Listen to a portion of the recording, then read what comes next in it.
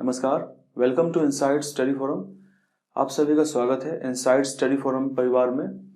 DElEd 4th semester विज्ञान का course complete कराया जा रहा है, जिसमें हम लोगों ने ब्लड वाला चैप्टर जो है उसको स्टार्ट किया था और उसमें हम लोगों ने 5 पार्ट्स में काफ़ी कुछ चीज़ों को डिस्कस भी किया है।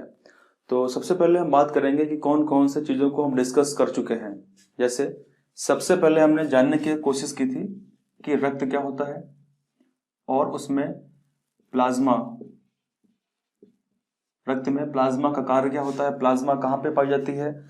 उसके बाद फिर हम लोगों ने आरबीसी के बारे में जाना था, फिर हमने डब्ल्यूबीसी के बारे में डिटेल में समझा था और फिर हमने आरबीसी और डब्ल्यूबीसी का जो अंतर होता है, जो डिफरेंस होता है, उसको हमने जाना था। क्योंकि डीएलएड में आरबीसी और डब्ल्यूबीसी का जो डिफरेंस है, अंतर, वहां से क्वेश्चंस आते हैं। उसके बाद फिर हम लोगों ने प्लेटलेट्स यानी बिंबाणु, प्लेटलेट्स के बारे में समझा था कि प्लेटलेट्स का कार्य क्या होता है और ये किस तरीके से डब्ल्यूबीसी आरबीसी से अलग होते हैं, डिफरेंस इनमें क्या होता है। उसके बाद फिर हम लोगों ने समझा था कि जो रक्त वर्ग होता है, रक्त वर्ग क्या होता है और रक्त वर्ग कितने प्रकार का होता है, रक्त वर्ग को किसने डिस्कवर किया था, यह सब हमने बात की है इसके अंदर।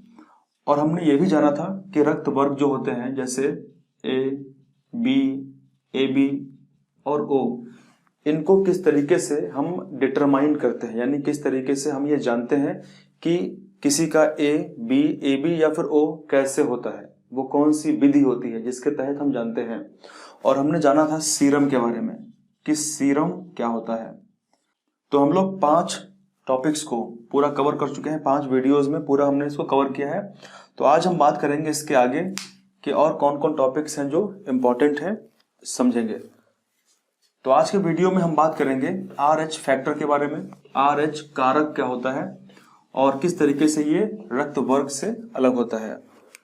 जब भी हम RH फैक्टर की बात करते हैं तो हम इसको रक्त वर्ग के साथ में मिलाकर के ही बात करते हैं। जैसे रक्त वर्ग की अगर हम बात करेंगे तो किसी का रक्त वर्ग ए है, किसी का बी है, किसी का ओ है, किसी का ए बी है। तो हम ऐसे बात नहीं करते हैं, हम बात करते हैं ए पॉजिटिव, बी पॉजिटिव, ए नेगेटिव, बी नेगेटिव। तो जो नेगेटिव है ये और पॉजिटिव है, यही RH फैक्टर होता है। ये होता क्या है, किस तरीके से इसकी डिस्कवरी करी गई थी, तो इस आज के वीडियो में हम पूरा कंप्लीटली इसको जानेंगे, समझेंगे। देखिए, सबसे पहली बात तो ये है कि आप लोगों को एंटीजन के बारे में पूरा पता होना चाहिए और एंटीबॉडीज के बारे में भी पूरा पता होना चाहिए। एंटीजन को हिंदी में हम प्रतिजन कहते हैं, प्रतिजन, और एंटीबॉडी को हम प्रतिरक्षी कहते हैं। मैं ये समझ के चल रहा हूं कि आप लोगों को एंटीजन और एंटीबॉडी के बारे में जानकारी है। अगर आपको नहीं पता है इसके बारे में कि एंटीबॉडी और एंटीजन क्या होते हैं, तो आप लोग इसी चैप्टर का जो 5th पार्ट है उसको आप लोग जरूर देखिए, पूरा डिटेल में समझिए उसको, और उसकी लिंक आपको नीचे डिस्क्रिप्शन में मिल जाएगी, वहां से उसको आप देख सकते हैं। ठीक है, तो आपको एंटीजन एंटीबॉडी पता होगी।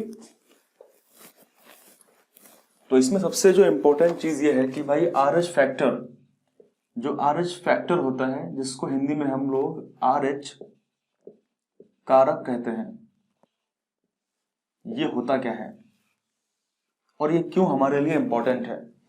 जैसा हम जानते हैं कि RH फैक्टर जो होता है वो 2 प्रकार का होता है, RH पॉजिटिव और RH नेगेटिव। जब भी आप लोगों ने सुना होगा तो A नेगेटिव, A पॉजिटिव, ठीक है। अब आपने ऐसा नहीं सुना होगा कि A न्यूट्रल या फिर B न्यूट्रल, ये हमेशा RH नेगेटिव पॉजिटिव में होते हैं। और ये ऐसा क्यों होता है, सबसे पहले हम समझते हैं कि इनकी डिस्कवरी कैसे करी गई, किस तरीके से इनको डिस्कवर किया गया, इनको खोजा गया।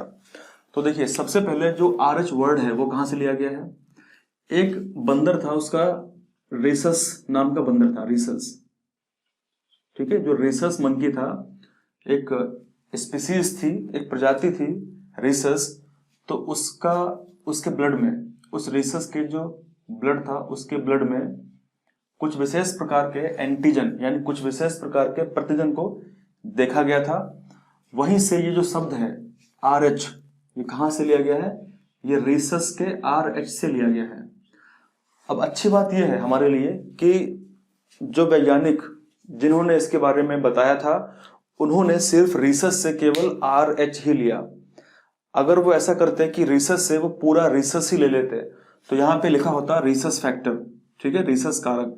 अच्छी बात हमारे लिए ये है कि हम लोग इसको शॉर्ट फॉर्म में याद करते हैं RH फैक्टर, जो कि एक रिसर्च नाम के बंदर में डिस्कवर किया गया था। रिसर्च जो मंकी था उसके ब्लड में जो RBC थी, यानी इसको हम बोलते हैं लाल रक्त कणिका। रिसर्च जो बंदर था, मंकी था, उसके ब्लड में आरबीसी पर एक विशेष प्रकार का एंटीजन, ठीक है, एक विशेष प्रकार का एंटीजन यानी प्रतिजन पाया गया, जिसको हम बोलते हैं, जिसको बाद में कहा गया RH कारक, जिसको बाद में RH फैक्टर बोल दिया गया। तो RH फैक्टर कुछ नहीं होता है, RH फैक्टर एक प्रकार का एंटीजन होता है जो लाल रक्त कोशिकाओं पर पाया जाता है, ठीक है। आप सिंपल इसको ध्यान रखेंगे कि RH फैक्टर क्या होता है, एक प्रकार का एंटीजन, एक प्रकार का प्रतिजन होता है जो लाल रक्त कोशिकाओं पर पाया जाता है। तो सबसे पहले इसको रेसस मंकी में, रेसस बंदर में डिस्कवर किया गया था। तो डिस्कवर किसने किया था? रेसस मंकी के ब्लड में इसको डिस्कवर किया था कार्ल लैंडस्टीनर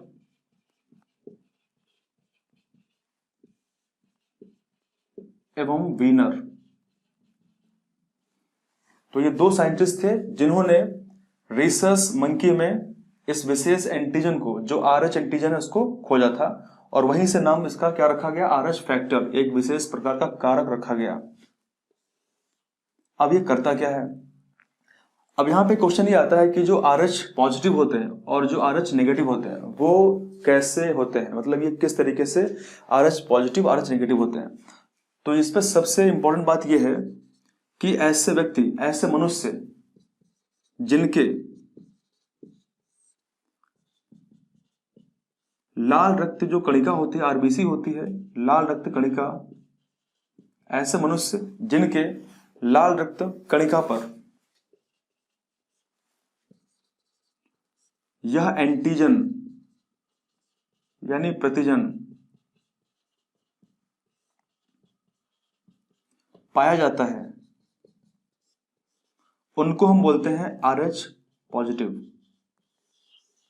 तो आप इस बात को ध्यान रखेंगे।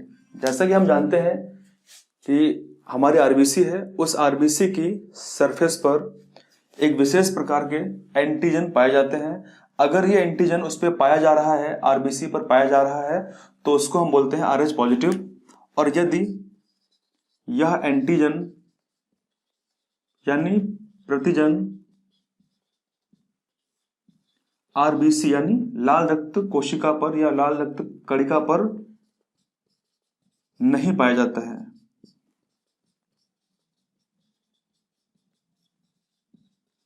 तो उसको हम बोलते हैं RH नेगेटिव। तो RH नेगेटिव और पॉजिटिव क्या होते हैं? ये सिर्फ और सिर्फ उस एंटीजन के प्रेजेंट होने से या फिर उस एंटीजन के, उस प्रतिजन के एब्सेंट होने के बेसिस पर उसको हम जानते हैं, ठीक है। जैसे मान लीजिए अगर हम बात करें कि अगर मेरे जो RBC है, मेरी बॉडी में जो ब्लड है उसमें जो RBC है, उस RBC की सरफेस पर अगर ये RH एंटीजन एब्सेंट होगा तो मैं RH नेगेटिव हो जाऊंगा। अगर मेरी RBC पर ये एंटीजन, ये प्रतिजन पाया जाता है तो मुझे RH पॉजिटिव कहा जाएगा। तो केवल ये RH के ऊपर डिपेंड करता है। तो आई होप कि आप लोग समझ गए होंगे कि RH पॉजिटिव और नेगेटिव क्या होता है। ये केवल RH एंटीजन के पाए जाने से और RH एंटीजन के ना पाए जाने के कारण ही इसको हम डिफाइन करते हैं। अब इसमें दिक्कत क्या होती है? इसमें दिक्कत ये होती है कि जब भी ब्लड किसी को डोनेट किया जाता है, जब भी किसी को ब्लड दान करते हैं, तो हम उस ब्लड में जो RH फैक्टर होता है, सबसे पहले हम ब्लड ग्रुप देखते हैं कि ब्लड ग्रुप कौन सा है। जैसे मान लीजिए यदि हमको किसी ऐसे व्यक्ति को ब्लड डोनेट करना है जिसका ब्लड ग्रुप A है, तो सबसे पहले हम देखते हैं कि हम उस A वाले व्यक्ति को कौन सा ब्लड दे सकते हैं। तो उसको हम या तो ए दे सकते हैं या फिर ओ दे सकते हैं, ठीक है। उसके बाद में फिर हम बात करते हैं कि क्या वो जो ए हमने दिया है वो कैसा है, वो RH नेगेटिव है या RH पॉजिटिव है। अगर उस व्यक्ति का जिसको हम ब्लड देते हैं उस व्यक्ति का RH पॉजिटिव है तो उसको हम RH पॉजिटिव ब्लड दे सकते हैं। तो हम इन चीज़ों को ध्यान में रखते हैं ब्लड डोनेट करने में।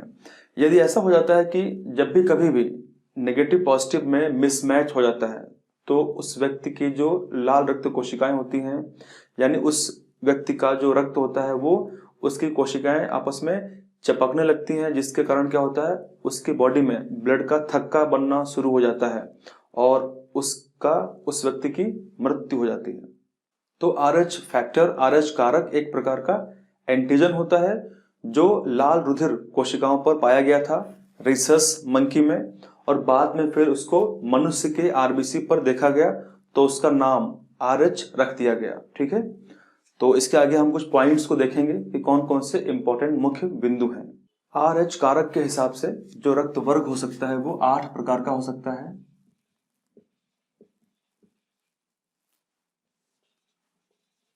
RH पॉजिटिव, RH नेगेटिव, तो टोटल 8 प्रकार का रक्त वर्ग हो सकता है, जैसे A positive, A negative, B positive, B negative, AB positive, AB negative और O पॉजिटिव, O नेगेटिव। तो टोटल RH कारक के हिसाब से 8 प्रकार का रक्त वर्ग हो सकता है। और जब भी ब्लड डोनेट करते हैं तो हम इस फैक्टर को भी ध्यान में रखते हैं ताकि कोई भी किसी भी प्रकार की जो असावधानी है वो ना बरते। अगर मैं आपसे क्वेश्चन पूछूं कि आप लोग तुरंत कमेंट में बताइए कि इसमें जो है इसमें कौन सा जो रक्त वर्ग है वो सर्वग्राही होता है और कौन सा रक्त वर्ग सर्वदाता होता है। तो आप लोग कमेंट करके बताइए कि कौन सा ब्लड ग्रुप सर्वदाता और कौन सा ब्लड ग्रुप सर्वग्राही होता है। आप लोग कमेंट करके बताइए। तो इसमें जो AB होता है, ठीक है, AB पॉजिटिव, इसको हम बोलते हैं सर्वग्राही, इसको हम सर्वग्राही बोलते हैं। और जो O नेगेटिव होता है इसको हम बोलते हैं सर्वदाता, ये सर्वदाता होता है।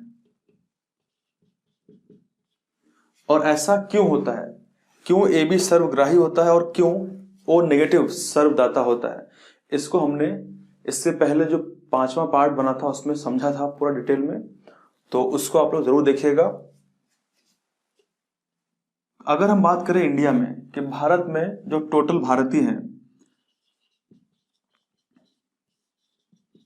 अगर हम भारतीयों की बात करें तो लगभग 97% जो इंडियंस हैं, जो हम लोग हैं, वो RH पॉजिटिव होते हैं और 3% के आसपास जो लोग होते हैं वो RH नेगेटिव होते हैं। इसका मतलब क्या है कि RH नेगेटिव बहुत रेयर होता है, बहुत कम होता है, और RH पॉजिटिव जो है वो मैक्सिमम ज़्यादा होते हैं। 97% के आसपास RH पॉजिटिव लोग होते हैं और बहुत कम रेयर में RH नेगेटिव होते हैं। आगे हम बात करेंगे इरिथ्रोब्लास्टोसिस फेटालिस के बारे में। ये एक बहुत ही भयंकर समस्या होती है और ये RH के द्वारा ही उत्पन्न होती है। अगर ऐसा होता है, जैसे मान लीजिए पिता RH पॉजिटिव है और माता RH नेगेटिव है, तो उस केस में जो बेबी होगा, जो बच्चा होगा, वो RH पॉजिटिव होगा और उससे फिर कुछ समस्या उत्पन्न होती है माता के अंदर और उससे बेबी की मृत्यु हो जाती है। तो उसको हम समझेंगे, डिटेल में जानेंगे किस तरीके से उसमें क्या दिक्कत आती है, ठीक है। ब्लड प्रेशर यानी रक्तदाब, ब्लड प्रेशर, रक्तदाब, ये एक बहुत ही गंभीर समस्या है खासकर आज के दौर में। तो हमारे जो ब्लड वाला चैप्टर है जो हम पढ़ रहे हैं, इसके अंदर ब्लड प्रेशर भी दिया गया है, तो इसको हम समझेंगे थोड़ा सा संक्षेप में कि ब्लड प्रेशर क्या होता है। सबसे पहली बात तो ये है कि भाई ब्लड प्रेशर होता क्या है, ब्लड प्रेशर होता क्या है। तो सबसे पहले इसमें हम बात करेंगे कि किस व्यक्ति ने सबसे पहली बार ब्लड प्रेशर को चेक किया था, ब्लड प्रेशर को नापा था। तो सर्वप्रथम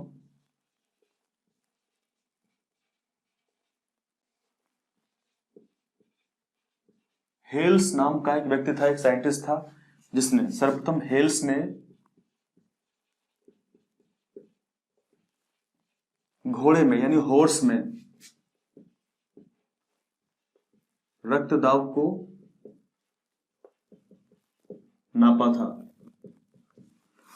तो अगर आपसे क्वेश्चन पूछता है कि सबसे पहले किस व्यक्ति ने, किस साइंटिस्ट ने ब्लड प्रेशर को मापा था, तो सर्वप्रथम हेल्स नामक साइंटिस्ट ने घोड़े में रक्त दाब को नापा था। ब्लड प्रेशर होता क्या है? देखिए, अगर इसको हम बहुत ही आसान भाषा में समझें कि ब्लड प्रेशर क्या होता है, रक्त दाब क्या होता है, तो रक्त जब बहता है, ठीक है, रक्त जब बहता है, रक्त कहां बहता है? रक्त बहता है रक्त वाहिकाओं में,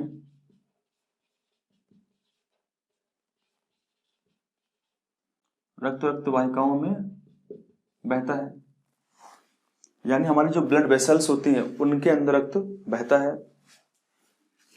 और होता क्या है, जब रक्त वाहिकाओं में बहता है, तब रक्त जो होता है वो इन वाहिकाओं की जो दीवार होती है, रक्त वाहिकाओं की जो दीवार होती है, उस पर ब्लड एक प्रेशर उत्पन्न करता है, एक दाब उत्पन्न करता है, एक दाब उत्पन्न करता है।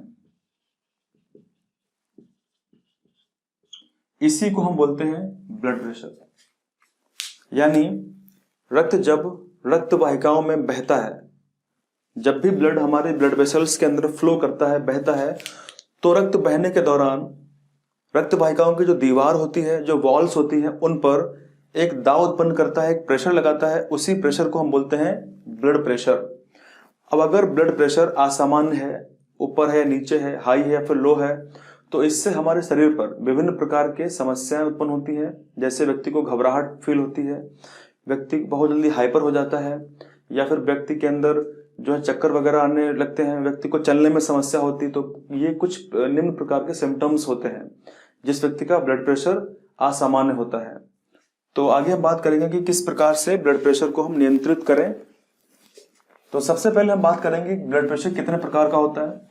जब भी हम बात करते हैं ब्लड प्रेशर की, जब भी डॉक्टर आपका ब्लड प्रेशर चेक करता है, मापता है, तो वो विशेष रूप से दो टाइप्स को मेजर करता है। जैसे एक उच्च होता है, एक हायर होता है, और दूसरा लोअर होता है यानी निम्न होता है।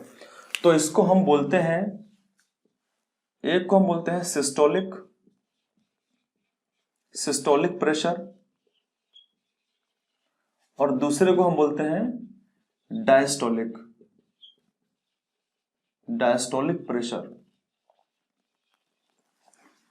तो ब्लड प्रेशर जो होता है वो दो प्रकार से उसको हम मेजर करते हैं, एक सिस्टोलिक, एक डायस्टोलिक। सिस्टोलिक जो होता है उसको हिंदी में हम बोलते हैं प्रकुंचन, और जो डायस्टोलिक होता है उसको हम बोलते हैं शिथिलन, इसको हम बोलते हैं शिथिलन। अब इसका मतलब क्या होता है, इन दोनों का मीनिंग क्या होता है? रक्त दाब जो होता है वो दो प्रकार का होता है, एक को हम सिस्टोलिक, दूसरे को डायस्टोलिक बोलते हैं। सिस्टोलिक को हम प्रकुंचन और डायस्टोलिक को हम बोलते हैं शिथिलन। इसका मतलब क्या होता है, जो डायस्टोलिक होता है वो एक ऐसी स्थिति होती है जिसमें जो हमारा हार्ट होता है वो रेस्टिंग फेज में होता है, वो आराम करता है। तो होता क्या है कि हार्ट चैम्बर्स जो होते हैं उसके अंदर ब्लड भर जाता है, तो वो एकदम रिलैक्स मोड में होता है, तो उसको हम बोलते हैं शिथिलन। मतलब बहुत ही शिथिल होता है, बहुत ही आलसी अवस्था में होता है। दूसरा जो प्रकुंचन होता है, सिस्टोलिक जिसको बोलते हैं हम, उसमें हमारा हार्ट जो होता है वो ब्लड को पंप करता है, ब्लड को पंप करता है, ठीक है। तो पंप करता है तो इसका मतलब क्या है कि इसकी जो मांसपेशियां हैं वो संकुचित होती हैं, ठीक है। तो इसको हम बोलते हैं प्रकुंचन यानी सिस्टोलिक। अगर इसको हम समझे एकदम सामान्य भाषा में, तो जो सिस्टोलिक होता है वो उच्च रक्त दाब होता है, और जो डायस्टोलिक होता है वो निम्न रक्त दाब होता है। ये बिल्कुल आसान भाषा में हमने इसको समझ लिया, ठीक है। इसका मतलब क्या है कि जब हृदय की मांसपेशियां संकुचित होकर धमनियों में रक्त को पंप करती हैं, रक्त को भेजती हैं। मान लीजिए हमारा हार्ट जो होता है वो मुट्ठी के आकार का होता है, ठीक है, ये हमारा हार्ट है। तो जो इसकी जो मांसपेशियां हैं वो संकुचित होके, कॉन्ट्रैक्ट होके क्या करेंगी, जब ब्लड को पंप करेंगी तब वो उच्च अवस्था में होगा, तब वो हायर होगा, जिसको हम सिस्टोलिक बोलते हैं, प्रकुंचन बोलते हैं। और जब हमारा हार्ट के अंदर ब्लड आके भरेगा, चैम्बर्स के अंदर, कोष्ठक के अंदर भरेगा, तो उस कंडीशन को हम बोलते हैं शिथिलन, यानी वो रेस्टिंग फेज होगी हार्ट की, उसमें हार्ट जो है वो कॉन्ट्रैक्ट नहीं कर रहा होगा। तो इस तरीके से हम इसको डिफाइन कर सकते हैं, समझ सकते हैं। आई होप आप लोग समझ गए होंगे कि किस तरीके से ब्लड प्रेशर मापा जाता है और किस तरीके से ब्लड प्रेशर जो है वो होता है, मतलब होता क्या है ब्लड प्रेशर, ठीक है। अगर हम बात करें कि ब्लड प्रेशर जो है किस तरीके से उसको हम मापते हैं, यानी इसकी जो माप है, इसको जो मेजरमेंट है, ठीक है, जो हम इसको मेजरमेंट करते हैं, मेजरमेंट ऑफ ब्लड प्रेशर,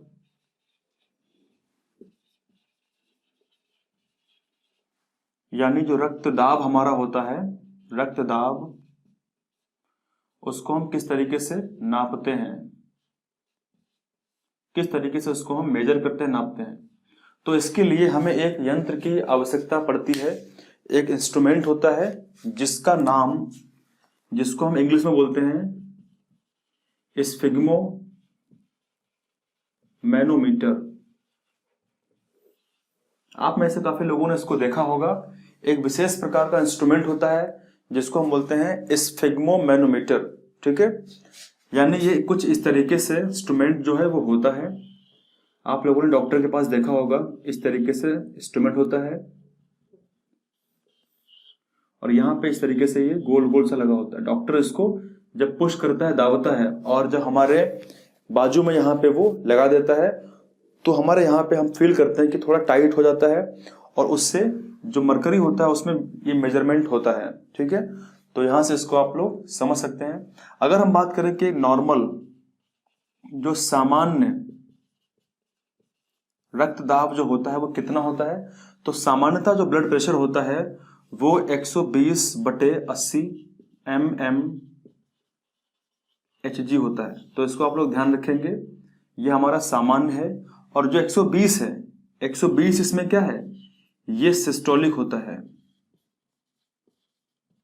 यानी इसको हम बोलते हैं प्रकुंचन, ये उच्च वाला, ये हायर वाला होता है। और जो 80 होता है ये डायस्टोलिक होता है, इसको हम बोलते हैं शिथिलन, यानी ये रेस्टिंग वाला होता है, ये निम्न होता है, ठीक है। तो आई होप आप लोग समझ गए होंगे संक्षेप में कि ब्लड प्रेशर क्या होता है, किस तरीके से इसको हम मेजर करते हैं, ठीक है, और किस तरीके से कौन कौन सी समस्याएं होती हैं अगर ये ब्लड प्रेशर हमारा असामान्य हो जाता है तो। क्योंकि यहाँ पे हम बात कर रहे हैं संक्षेप में, ठीक है। तो कुछ आने वाले वीडियोस में, जो वीडियोस में विशेष रूप से डालूंगा ब्लड प्रेशर या फिर अदर जो टॉपिक्स हैं उनके ऊपर, तो वहाँ पे हम बात करेंगे डिटेल में। यहाँ पे हम लोग बात कर रहे हैं सिर्फ एग्जाम के हिसाब से, कि कुछ एक्स्ट्रा ज़्यादा ना हो पाए कि वो एग्जाम का जो सिलेबस है उससे बाहर का हो जाए, ठीक है। तो हमारा अभी फोकस सिर्फ एग्जाम से संबंधित चीज़ों को पढ़ाने पे है। तो इसके आगे एक टॉपिक और हम पढ़ते हैं जिसको हमने इससे पहले स्टार्टिंग में बात की थी, इरिथ्रोब्लास्टोसिस फेटालिस के बारे में। तो समझते हैं उसको हम लोग।